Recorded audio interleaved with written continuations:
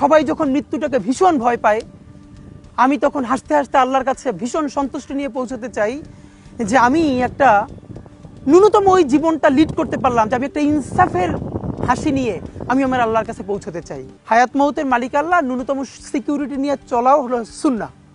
কিন্তু আমাদের লড়াইটা হলো, আমার মা স্বাভাবিকভাবেই কান্নাকাটি করেন, আমার পরিবার সবাই। তো আমি আমার মাকে বলেছি যে দেখো, মানে আমরা যে লড়াই নেমেছি, আমার একটা মনে হয় কি, কোনো রাজনীতিবিদের না বাসায় মৃত্যুটা হইতে পারে না, এটা কোনো ভালো মৃত্যু না।